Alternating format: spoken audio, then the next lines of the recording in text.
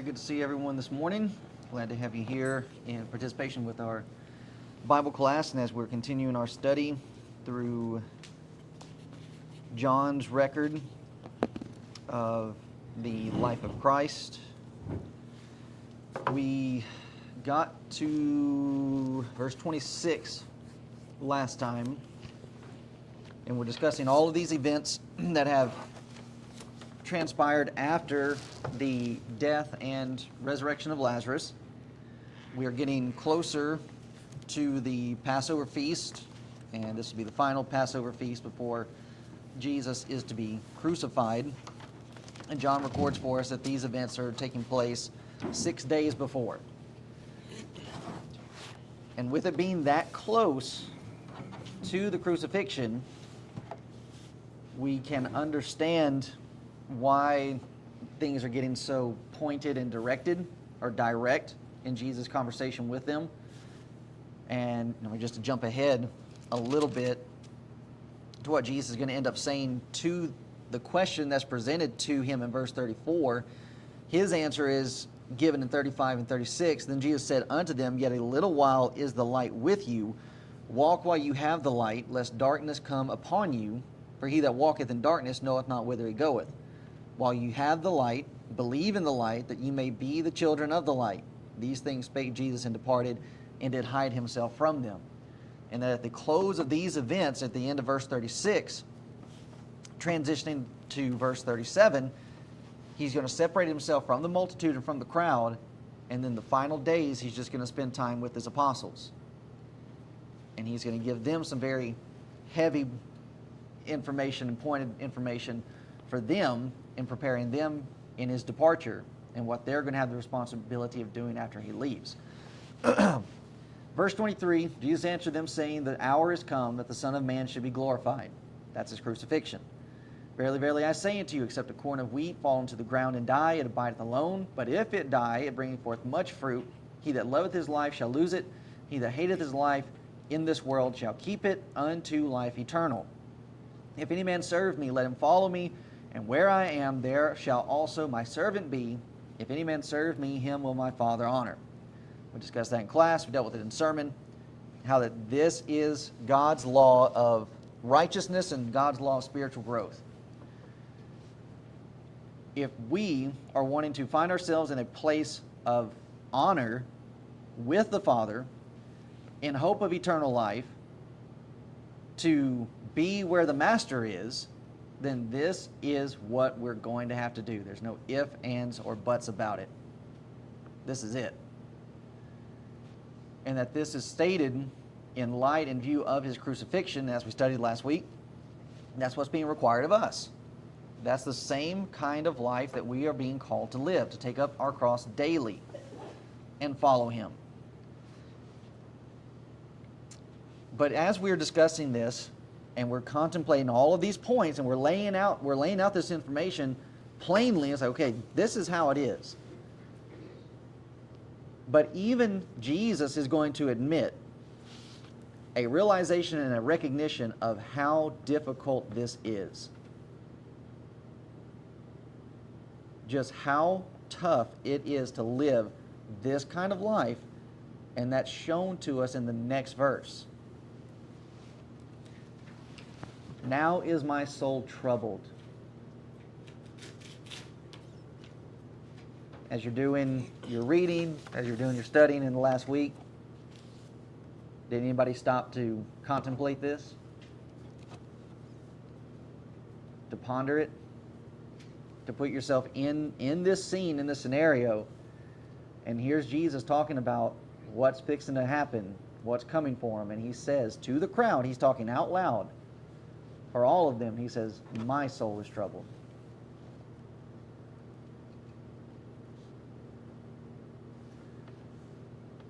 And to ask the question, as we're going through our study, we're having to ask these kind of questions so that we're able to gain from the text what we're needing to gain. Why? Why is your soul troubled? You're the Son of God. You've lived your whole life in obedience, in following the will of the Father. You have never lost favor with him. I thought obeying God would be easy. I thought Christianity was just happiness, peace, tranquility all the time. Who sold you that lie? Here's the Son of God in the midst of what he knows is coming and what he has to do. And he stops and he says to the entire crowd, my soul is troubled.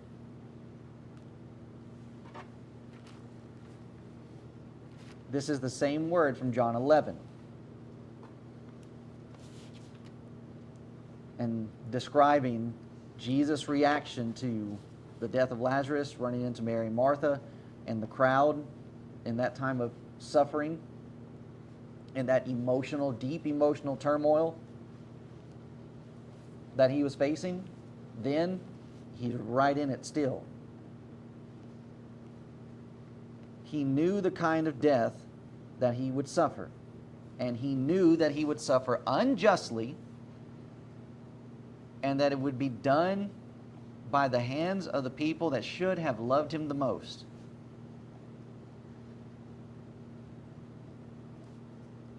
But in this, we also have to consider that he also knows what it would mean for everyone else if he did not go through it. Not only is he bearing the weight of the crucifixion, but he's also bearing the weight and the responsibility that the whole world is depending on me right now, to make sure that I don't fall back from this. And to put it into those kind of terms and that kind of illustration, it is very hard to fathom the load that he is carrying right now. But I think Paul states some idea that even with what he was going through, that even though it's not to the same degree, that if we're going to follow this kind of life, and that's a life of servitude and a life of sacrifice, and that's a sacrifice to others, then we're going to have that kind of load being put on us all the time. When Paul wrote in 2 Corinthians 11, and he's describing all these things that he had to endure for the sake of the gospel and spreading it and giving it to those that were lost, he then put something into a different category. And that all those things, yes, those were difficult and those were tumultuous to deal with, but then there's something different alongside of those things. Beside those things that are without, that which cometh upon me daily, the care of all the churches. And that phrase, that which cometh upon me, is the same word and phrasing that's used to describe Jesus early in his work here on earth, in his ministry, where the woman with the issue of blood comes to touch the hem of his garment, and it says that the multitude pressed on him. And that's what Paul is describing here with this emotion of having to carry or care for all the churches. Okay, this is being stuck between a rock and a hard place. That this is something that's it's smothering me with what I'm having to do. But that's the life of a servant. That's the life of Christianity. Now, Jesus even takes it a step further as he's talking to this audience out loud. Now is my soul troubled, and he's laying out the thought processes for this crowd. What shall I say? Jesus is going to express what many of us would very likely try to do in hard situations. What shall I say? Father, save me from this hour? What am I supposed to do? Tuck tail and run? Just stay where I am? Live to see old age and die a natural death? Let me just find any way that I can to get out of this. Or let me just set this to the side and let someone else worry about it. Let it be somebody else's problem.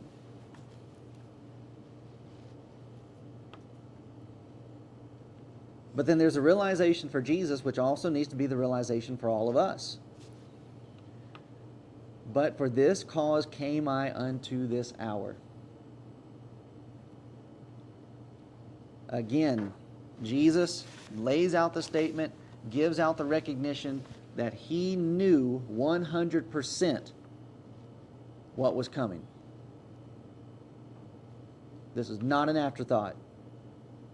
This is not something that the Jews brought up in killing and slaying the Son of God, and then God had to throw in an alternate plan so as to bring his will about. For this cause came I unto this hour.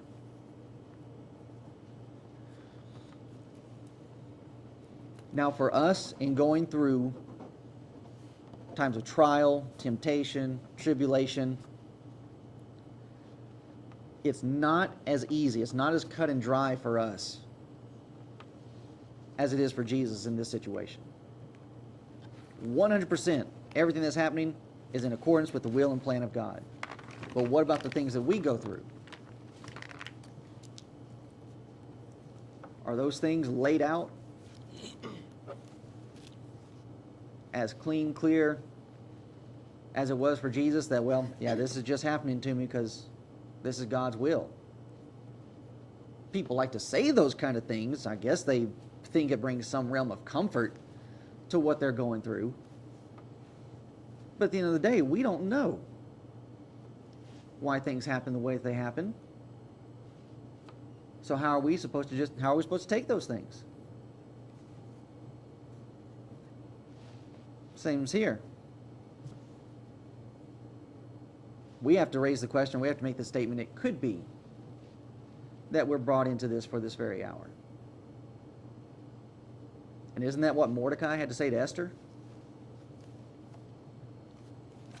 If I remember correctly, Mordecai does not come to Esther with a 100% statement that, oh, you're here because God put you here.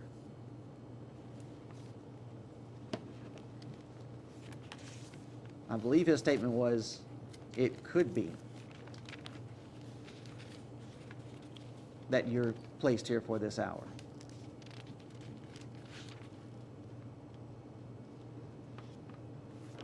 Again, we're changing our perspective about trial,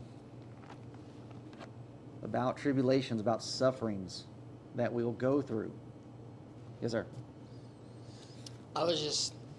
You pretty much answered it. I was thinking, if you're doing, as Jesus said, you are my friends if you do what I tell you. Yep. And as long as you're following God's law and what God says, and things are happening to you, that was kind of my question, would that be, if you're keeping up with everything and things are happening to you, wouldn't that be God's will? Because I'm trying to remember where it's at. I know it's James where persecution or trials and tribulation are coming your way. Mm-hmm. And it's just you're going through, but then that goes, pretty much answer my own question, because then it goes with the Calvinistic thing that God's controlling everything, Yeah. which it's not. So that was kind of my thought process, is if you're doing everything that God's telling you to do and things are happening as God says, things are going to come your way. Yep. Then would that be... That's a way to gauge it. Mm-hmm. Yeah. But even with that, we have to be careful with that, because even that's not a 100% guarantee as to why we're going through suffering or trial or tribulation. We can deceive ourselves into thinking that's what it is, when in reality, the reason why you're suffering is just because of something stupid that you've done. I mean, the Mormons, for that matter, they like to comfort themselves and put a blanket around themselves that, okay, yeah, we've got the truth because look at how much persecution that we go through of people trying to tear us down, so on and so forth. Okay, that is a way to gauge it, but that doesn't apply to them. Yeah. But that's what they do. So even with that, it's a it's an area where we've got to be careful. Because like I said, we go through stuff and we want answers. Well, so did Job. But in the end of it, you don't know what's going on behind the scenes. And even with the Apostle Paul and different things that happened during his life, where the miraculous was taking place, and he was actually getting direct information and movement by God through the Holy Spirit of, well, go here, don't go here, and those kind of things.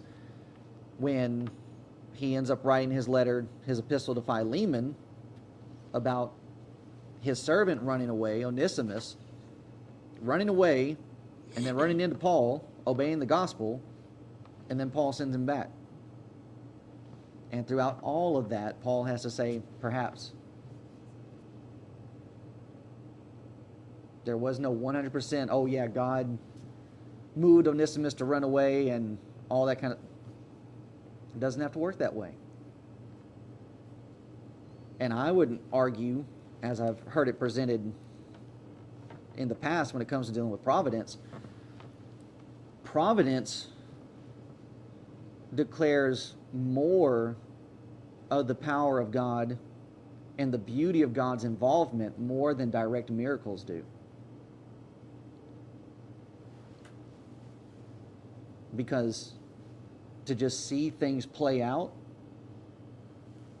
and just almost as though they're just playing out naturally, and then everything just lays out beautifully for things to work, that's something else to stop and really wonder and marvel over, if you will. And not trying to say that there's not anything wonderful or to marvel about the miracles that Jesus performed. I mean, turning water to wine is pretty crazy to think about, or even walking on water, for that matter. But yeah, there's still a bit of difference when you're thinking about it from those different aspects. So yeah. Okay, anything else from that? All right.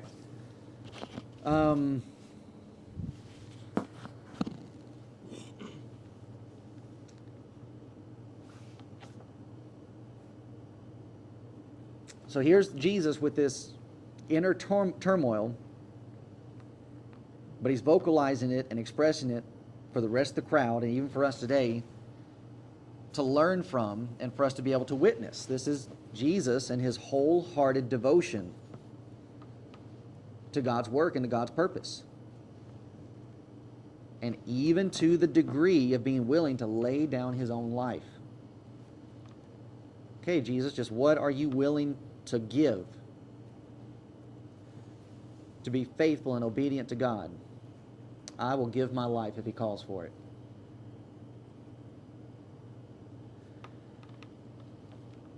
And for us as being Christians, Christians are people that are to be committed to God's purpose in every detail of our lives.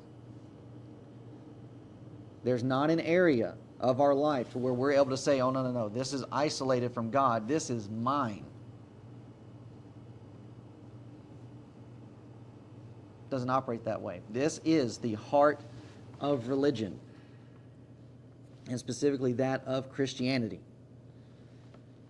And that in being Christians, we do not and we should not try to escape from difficulty, from these trials and these sufferings, to be able to find convenience.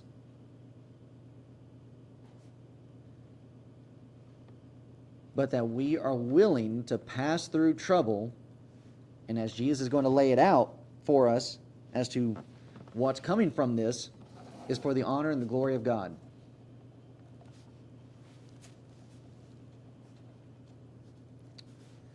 And then we have to ask the question, we have to raise the question of, well, what am I doing with my life?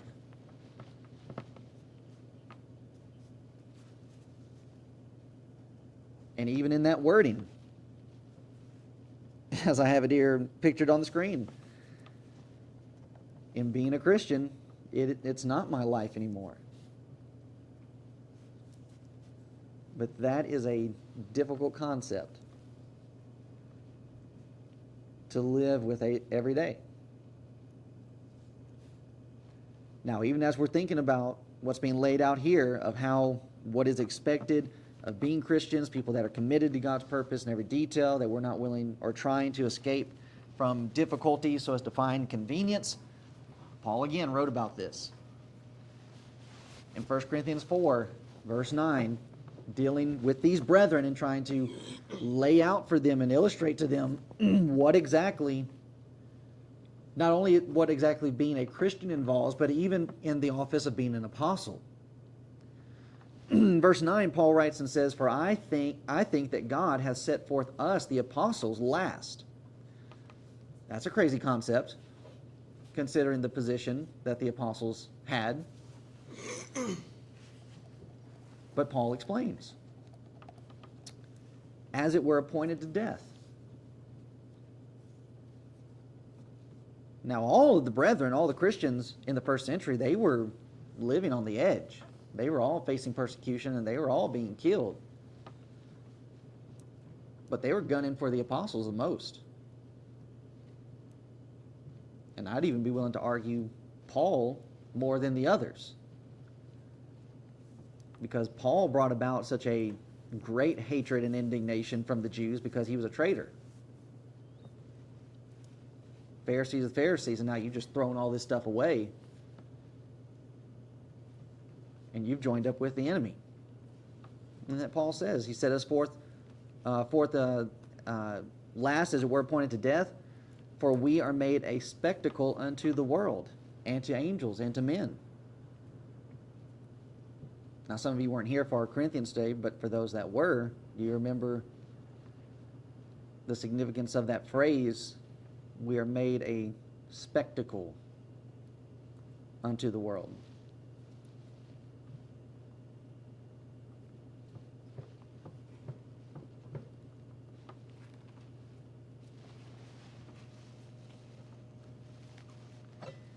And if you don't, you just say that you don't, and we can move along. Move forward.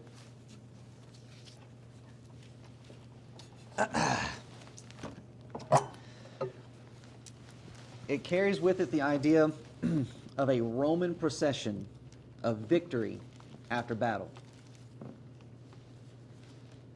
And that as Rome would go out, conquer nations, and coming back home to Rome, you would want to show off the spoils of your great victory. And let me ask, now that we've brought that out, and that we have Paul establishing, he set us forth last, as appointed unto death, making us a spectacle, what do you think was brought in at the end of the Roman procession of their spoil? The slaves, their captives. And most of these people, being slaves, would be sold to others into a life of servitude. But what was another big thing with the Romans and their slaves? Kill them? Kill them how? The gladiator. They'd be taken to the Colosseum. Colosseum, that's the one. To fight as gladiators, be put to death. All right, what is going on here? I accidentally hit something. What did I do? Okay. And that here's Paul, and he's putting that description to himself. Now, knowing that this is the kind of description that's being placed on you, if you're not only if you're going to be a follower of Paul, but Paul being a follower of Christ, and that you're supposed to imitate Paul so as to be like Christ, this is what you're being set up for. You sure you want to get into this? This is not a very good recruiting pitch. At least with our physical army, at least it used to be in the past, the whole idea of be all that you could be. Sign up and you'll get to do this, you'll get to do this, blah, blah, blah, fight for your country, all this kind of stuff. All right, I can get behind that. But this, I don't know. And these are the elements that we do not deal with enough when it comes to our evangelizing and teaching people the gospel. I've used that illustration time and time again. It kind of is like military recruiting, to where they want to tell you all the good things, and they're not telling you what's actually going to be required of you. And how many people end up signing up for the military? It's like, well, I didn't know it was going to be like this. How many people end up wanting to obey the gospel and be converted to Christ? And like, well, I didn't realize it was going to be like this. And we do a great disservice to those people because we do not properly prepare them for what's coming. That's part of covering the cost. Yeah. Before you become a Christian, if you're in sin, you need to stop. What's going to be required of you?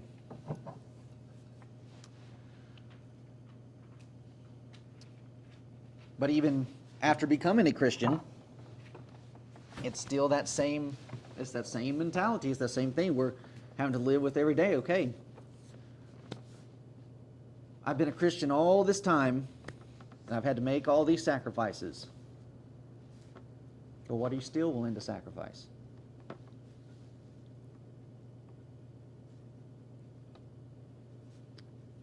And to raise the question, what am I living for? And this is teaching us and showing us to learn that in no matter what situation or what event of life that I find myself passing through, that I will pass through it with the same mentality that Jesus is expressing here. Yeah, my soul is troubled. But what am I going to do? Run from it? No, I'm going to pass through it. And to pass through it for the honoring and the glorying of God. And Jesus gives us that very point in verse 28. Father, glorify thy name. He realized why he was doing this, why it was being done, why he could not run from it. Because he's not doing it for himself. He's doing it so that God may be glorified. And even in the 1 Corinthians letter, that becomes, and I think it's even in 1 Corinthians chapter 4, that ends up becoming the main punch for what Paul is trying to illustrate and lay out for the people in that chapter when they're dividing themselves up of, well, I'm of Paul, I'm of Apollos, and I'm of Cephas. And he ends up saying, is it in, I'm going off the cuff here. And this isn't something that's in my notes. But I need to find it because it's driving me crazy. All right, dead air.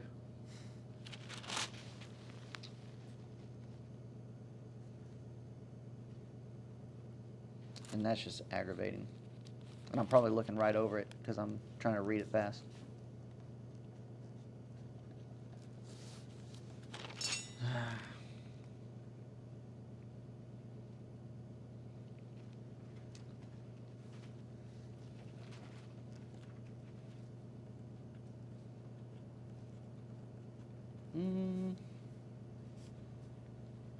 Okay, just gonna have to look it up later.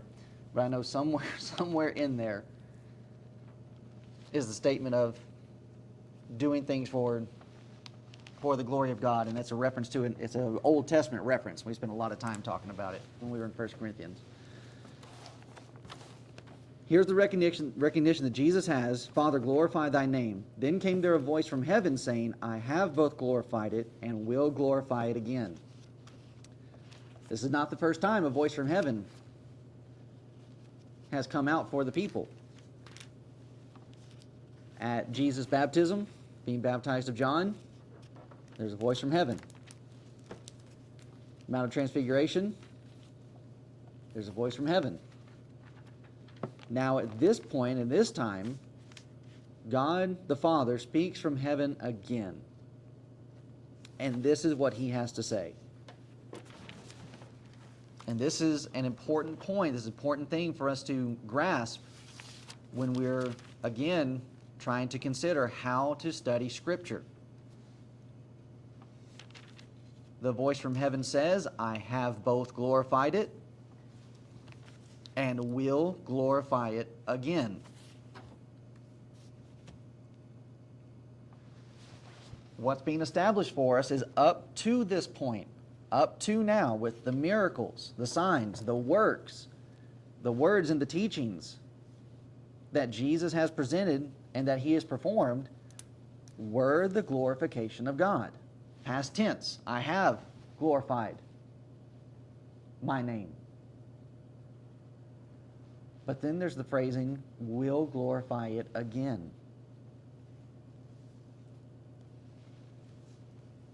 And that's an important concept because as we're going through and we're studying, we like to think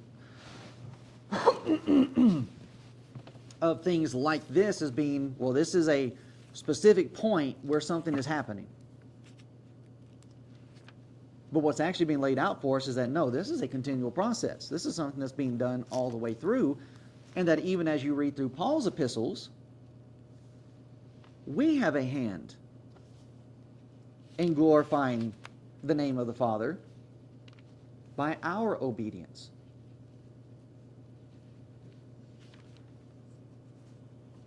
So it's up to this point, and even now, with what is going to happen at the cross, is God's name being glorified. And that because of the whole entire concept. The idea that a criminal's cross would be the element of glorification. To end up in that kind of situation, you had to be a rotten person. And that would cause you to be despised by people. But then God says, no, I'm actually going to use that for my purpose and my glory. And that, again, this is not by accident. That this is by design, and that all of this is transpiring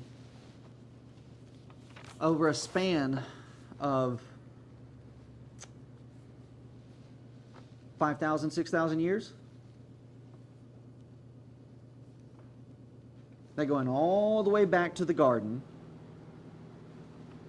and the statement made by God to Eve, and that her seed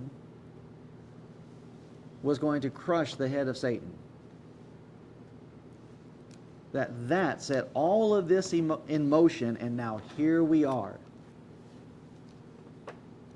And it's finally coming to pass.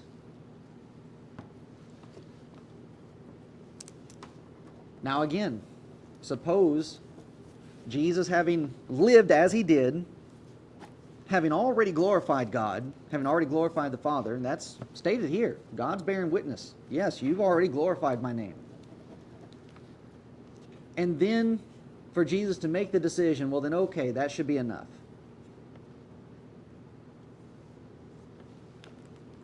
And not go to the cross. But to just live out his life and to die as an old man.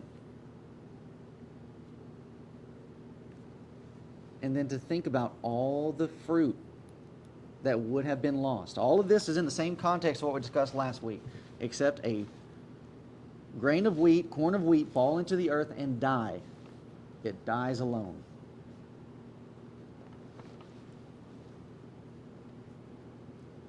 And that's the area where we find ourselves in, is that line of thinking, well, Jesus, you've already done so much. He's lived, or he's going to live up to this point, 3 years of his life in full dedication to serving God. Traveling here, there, everywhere to teach people. Even laying aside having an earthly home. Jesus, you've already done so much. Why can't somebody else do this? There is nobody else to do this. And that's just how it goes. And you think about other individuals throughout the Old Testament. So, I mean, take, for example, Abraham.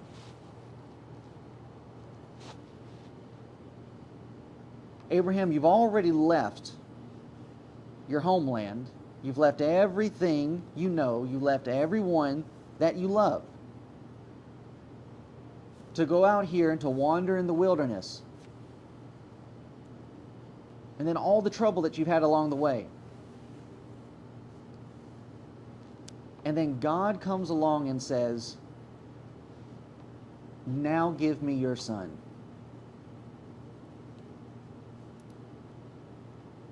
How easy it would have been for Abraham to count up and to think about everything that he'd done up to this point and just said, no, I've done enough.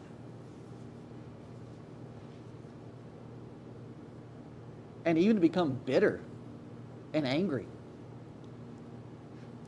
I've given up all of this already, and now you're wanting to take this from me?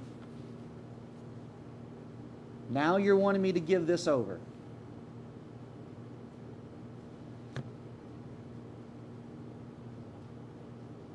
But then you look at all the fruit that Abraham gained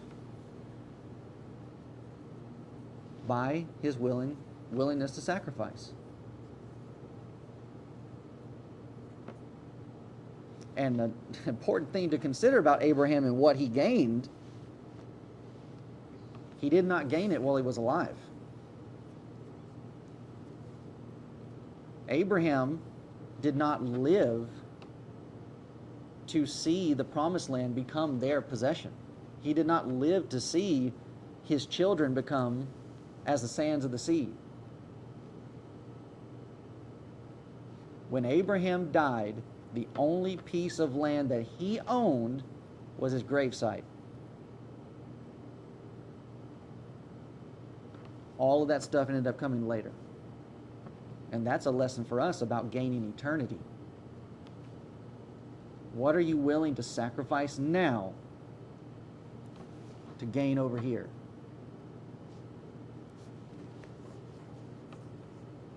And if we're not living by faith,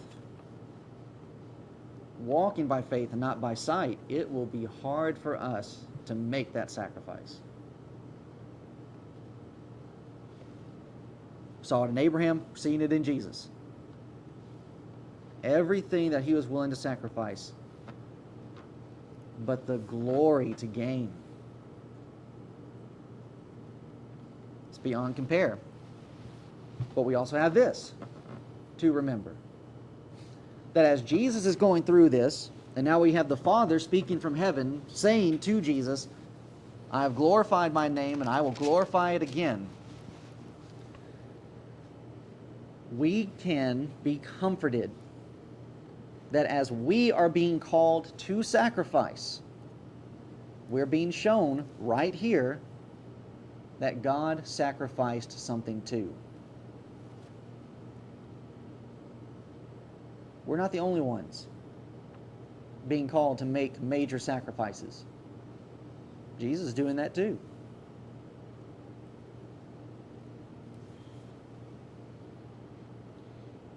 And that he's doing this for the good of others. That's the drive, that's the motivation. Does he have something to gain? Absolutely he does. But it's the realization, and this is a difficult part for us to understand too, that what we're going through does not carry just a benefit for me. But it could potentially be a benefit for others. And this is what life is all about. And for Christians that are struggling and wondering, why is my life not fuller? And that, like the rich young ruler coming to Jesus, what's the one thing that I'm needing to do to have eternal life? What's the one thing that's missing? It was the same thing for him that it is for us, sacrifice. He was covetous. And Jesus said, go and sell everything you have and come and follow me. He wouldn't do it. And there's a lot of our brethren today, they're not willing to do that either, and that's why they're miserable.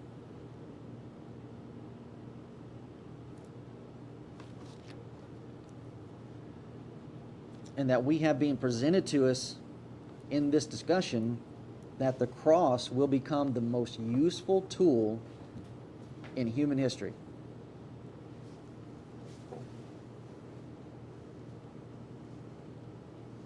And this helps to answer the question, does God really care when I am suffering?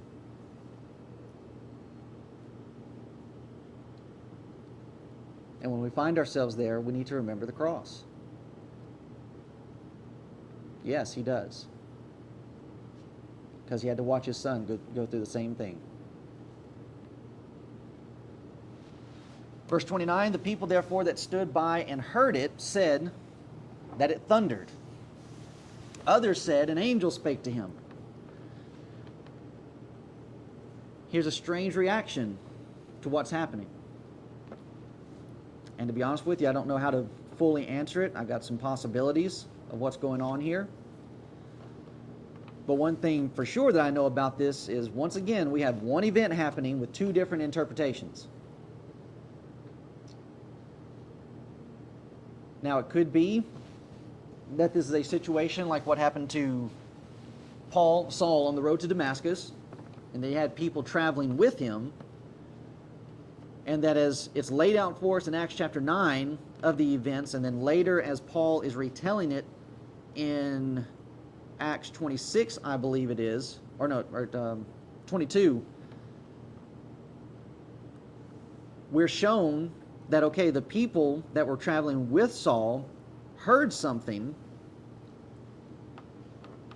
but they weren't able to actually hear what was said. But I don't think this is that. Because Jesus does not go into any discussion about, well, here's what was said. I would argue they heard what was said. So then going into the fact of, well, okay, everybody's hearing it, but then you have some saying, well, it thundered, and others said an angel spake to him. Jesus is going to explain this situation for them. Jesus does not leave them to their own interpretation or their own view of what happened. And he doesn't do that for us today either. Jesus answered and said, this voice came not because of me, but for your sakes.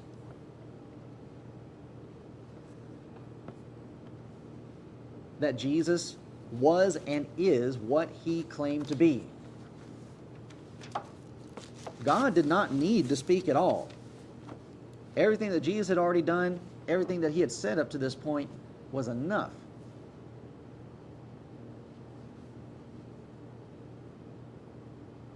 And then we have it being stated by Jesus that God, the Father, he is not speaking so as to help Jesus. He's speaking to help everybody else.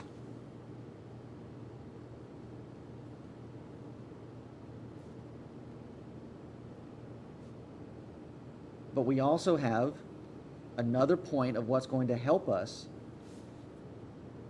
when we find ourselves in these times of trouble. Yes? Wouldn't that, this voice came not because of me, but for your sakes, wouldn't that answer to what the people heard? Because it's for them. Yeah. It's not for Jesus. So then they can't use that excuse of, well, I was just Right. Thunder. Yeah, it's just thunder, or Yeah. it was an angel. And that's part of the confusion, that's part of the problem, even in the midst of this group. Mhm. What are they still not willing to admit? That was it. This is God, this is the Father.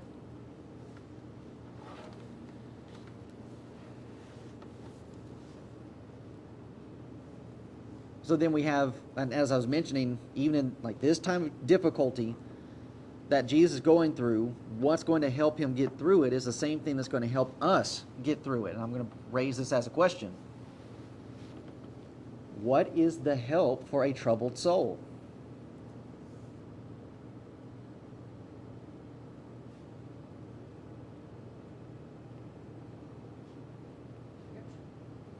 Scripture. But there's something specific in this context as we have all of this laying out.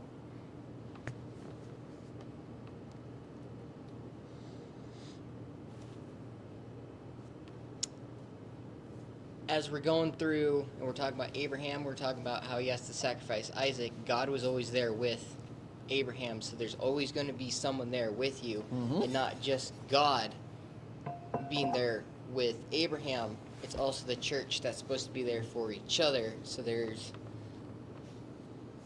where the comfort comes for us in the church. Is it's not just I'm out here alone, just doing my thing alone. Like as you said, we're gonna die alone, but while we're here on this earth, we're constantly being able to help each other, and it's not just helping each other physically, it's helping each other spiritually and using God's word. So when the voice of God comes, which is the word, the voice of God, we can comfort each other with those things. And yeah, that's what I got. Okay. What else? Those are all included, but there's something else.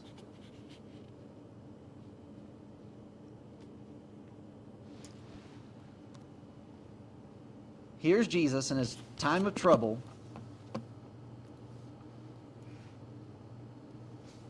And then there's this.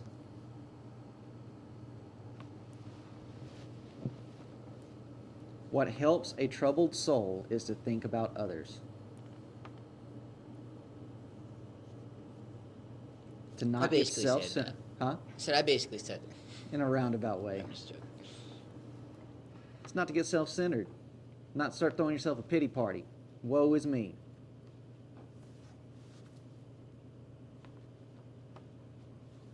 He's not thinking of himself even when his soul is troubled. So we're back in John 11. And Jesus delaying to come to Bethany as Lazarus was sick. Why did Jesus say that he did that? For the apostles' sake. For your sake.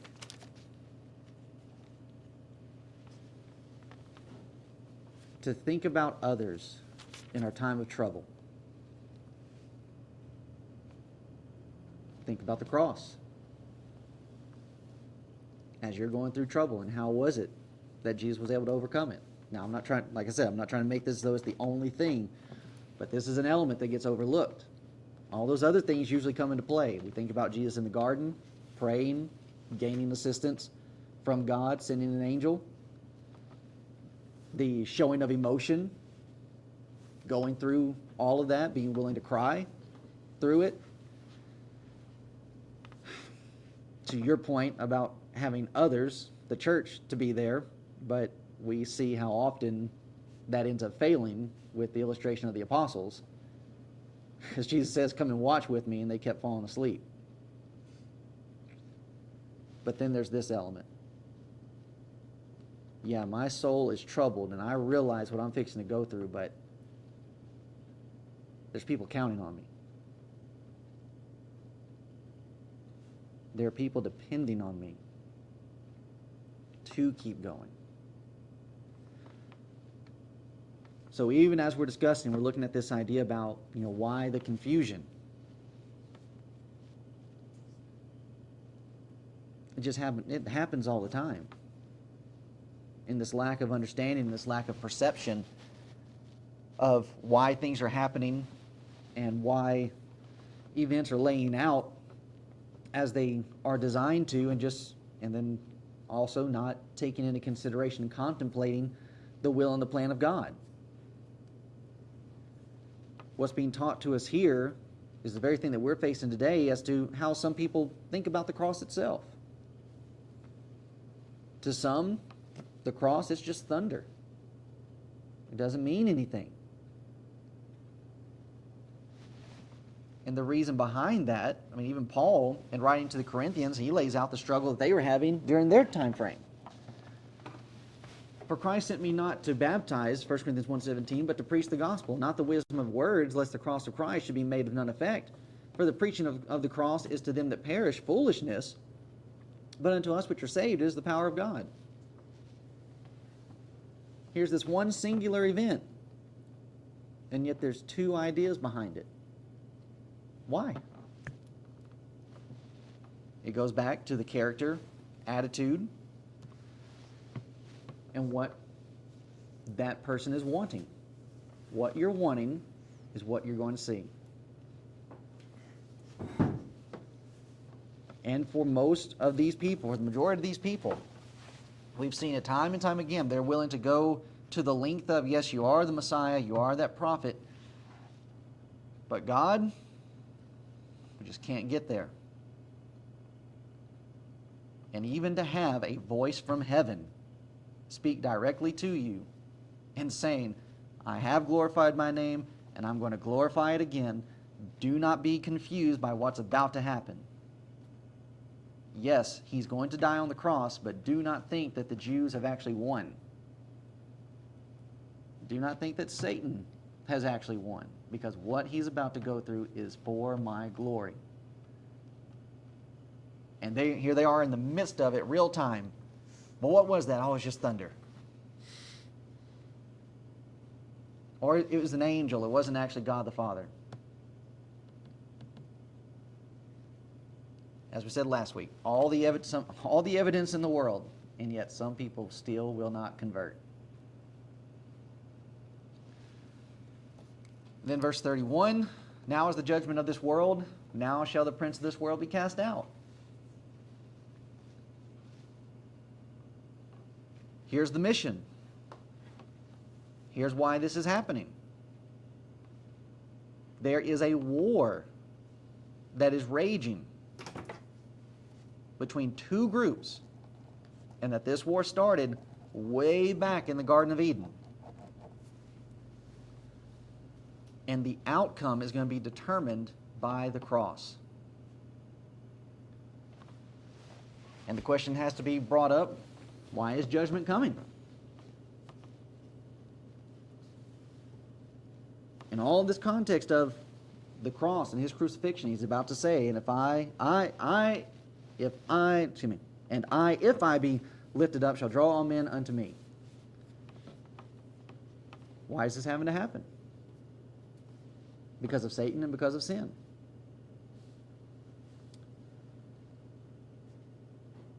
And coming up to this, Satan had his way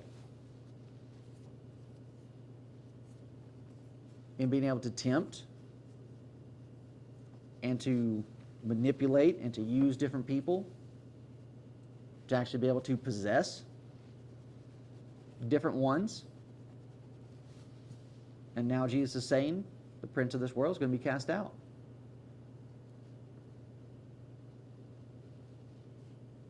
And that Satan would have won if not for the cross. And that if men had lived and died only having the law of Moses, as it's illustrated here for us in the Hebrew letters, in Hebrews 10 and verse 4, there had been no hope for mankind with the blood of bulls and goats. Those things are not able to take away sins. There would only be eternal punishment, as it's talked about in Hebrews chapter 6, verses 1 through 5. So Jesus is laying out to the crowd, the battle had to be fought. But this is not the only time that the fight is breaking out for people to actually be able to see. There have been other fights that had taken place. Matthew chapter 4 records for us a literal fight between Jesus and the devil, and that with his temptation. Matthew 16, a fight broke out between Jesus and Satan when he said to Peter, "Get behind me, Satan." And it's not that Peter was possessed. It was simply that Peter was thinking fleshly, carnally. He was not thinking of the things of God. And Satan is going to use the Pharisees. He's going to use the Sadducees. He's going to use Judas before it's all said and done. But even with all of that, Satan is going to be defeated. And because of what's fixing to happen at the cross, the only way that Satan rules today and reigns over people today is if people allow him to rule and reign over them. And that's what's talked about in Romans 6. To whom you yield yourselves servants to serve. To the flesh and sin, or to spiritual and righteousness. And John ends up speaking of the same thing over in the Revelation. Revelation chapter 12, the great dragon was cast out. That old serpent called the devil and Satan, which deceiveth the whole world, he was cast out into the earth, and his angels were cast out with him. And I heard a loud voice saying in heaven, "Now has come salvation and strength and the kingdom of our God and the power of his Christ. For the accuser of our brethren is cast down, which accused them before our God day and night." That's what you had under the Old Testament system. Because even Satan knew this is not equivalent exchange. Man committing sin, man needing to die, and an animal is not on the same level as man. That's not an equal sacrifice. So what needed to come into play so as to stop this accusation? Verse 11. They overcame him by the blood of the Lamb and by the word of their testimony. And then notice this in the underlined section. And they loved not their lives unto the death.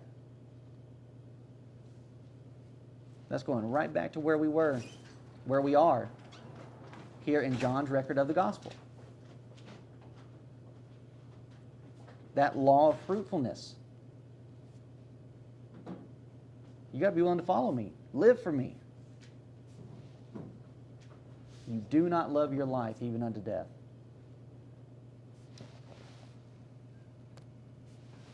Verse 32. And I, if I be lifted up from the earth, will draw all men unto me. The cross will draw men. And it's showing to us that Christ is at the center of this. And when we're thinking about the wording, why word it like this? Why not just say, if I be lifted up?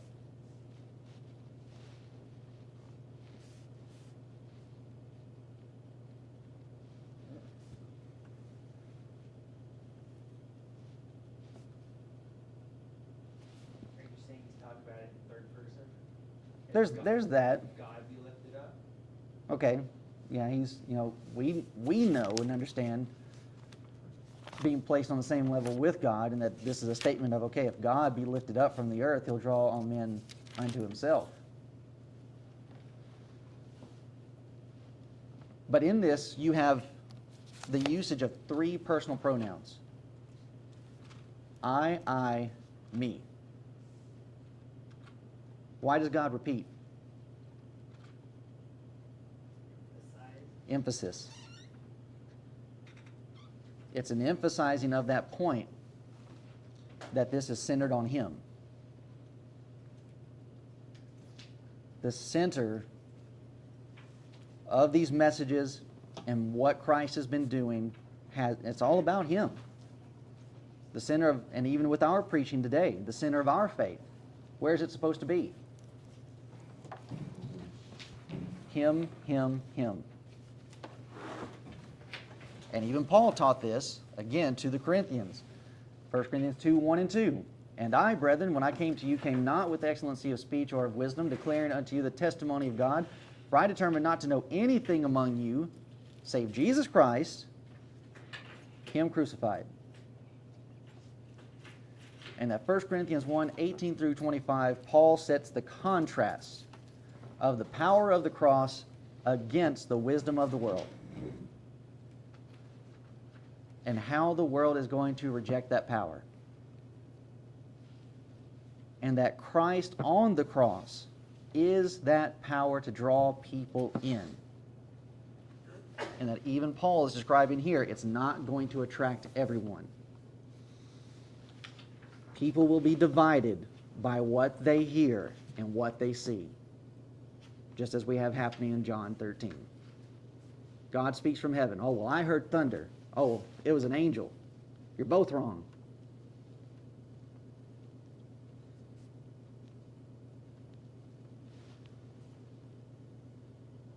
And it's better said that they are being divided by what they want to hear and by what they want to see. But again, with this language, we're tied back into other things that we've already studied. John 6, 44 and 45. Where Jesus says, no man can come unto me, or come to me, except the Father which has sent me draw him. Same words, same terminology. And I will raise him up at the last day. It is written in the prophets, and they shall be all taught of God. Every man therefore that hath heard and hath learned of the Father cometh unto me.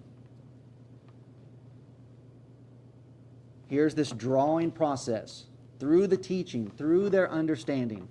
And what's included and involved in that teaching and understanding is it's about the cross. And Isaiah even gives a lesson how it will not be easy to understand this method about the cross. Isaiah 53, 54, 55 are tied together.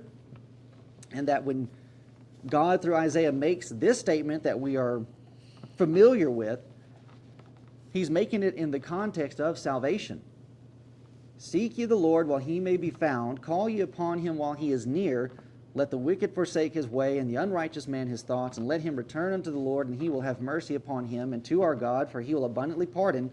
For my thoughts are not your thoughts, neither are your ways my ways, saith the Lord. And this has to do with the method of how will man be redeemed. And I'm sure we could come up with all kinds of ways that we would think, well, let's do it this way. Or you know what, this would be a good way to do it. But then God says, no, I'm going to use a cross. Okay, odd choice. His thoughts aren't our thoughts. His ways aren't our ways. Man would have never thought of fixing sin by using a cross and trying to use a cross to change people's lives. But that's what God decided to do.